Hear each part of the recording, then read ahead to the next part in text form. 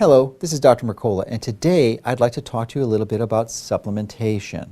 If you've been a long-time subscriber to the newsletter, you may remember in the past I wasn't always a very big fan of supplementing.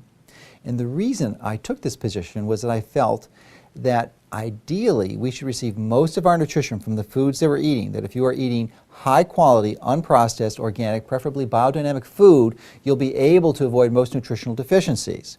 As I've grown older, I've come to appreciate that this just isn't possible for most people because we're making compromises as in our dietary choices, and as a result we predispose ourselves to developing nutritional deficiencies. So there's a lot of confusion about supplementation because there's thousands and thousands of different ones that you can use and tens of thousands of different supplement manufacturers. So I thought I'd provide my insights to help you to shed some light, at least my views and perspectives on this, and to boil it down to the bare essentials.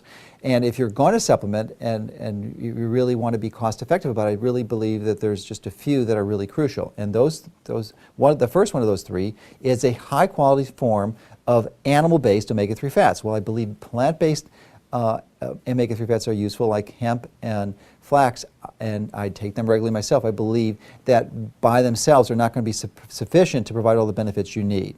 So unfortunately, because we are burning coal in the U.S. to generate most of the electricity, and we are dumping tons, literally tons of mercury into the environment, most of the oceans in the world are contaminated, and as a result the mercury and other toxins bioaccumulate in the food chain, and as a result most of the fish are not really suitable for a source of high quality animal-based omega-3 fats. So that's why I now recommend krill oil for a number of reasons. One is because it has virtually no mercury or heavy metal toxicity because of the size of the organism.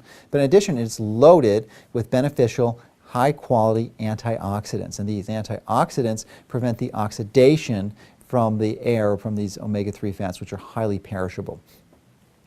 It also is attached to phospholipids. The phospholipids improve the absorption and decrease the amount of the krill that you will actually need because it's so efficiently absorbed.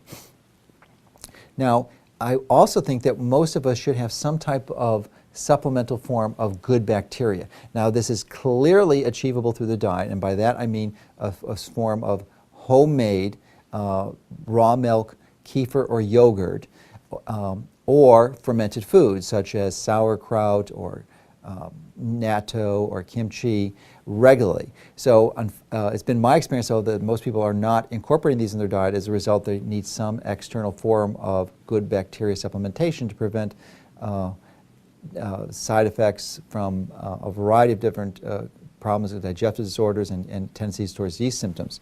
So this is something I recommend for myself, my families, and all of the patients in our clinic.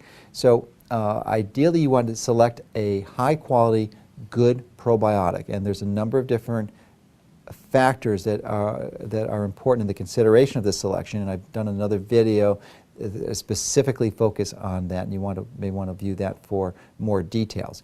But lastly, I think it's also important to have a high quality antioxidant, because free radical damage is pervasive in the formation of many diseases, and certainly in the acceleration of aging.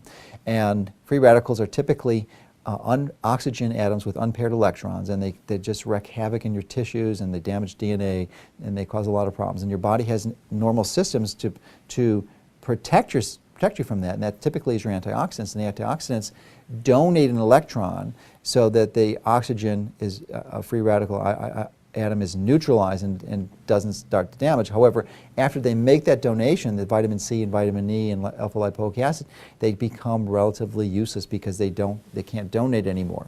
So that's where coenzyme Q10, especially the reduced form, which is more efficient, ubiquinol, comes into play because it has the potential to regenerate and recycle these other antioxidants so that they continue to prevent against the damage of free radical formation. So those are the top three that I recommend: the high-quality form of animal-based omega-3 fats such as krill oil, high-quality probiotic, and ubiquinol.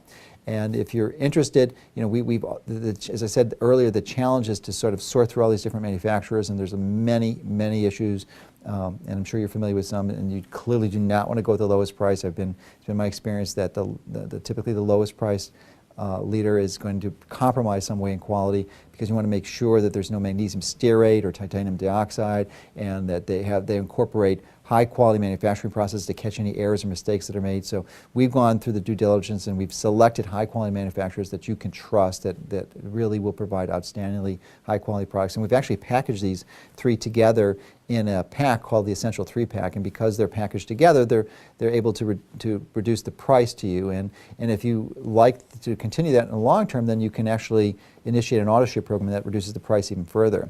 So hopefully this information will give you some further insights, at least my understanding and viewpoints on supplementation and the prioritization of such, so that you can make wise choices when it comes to supplements.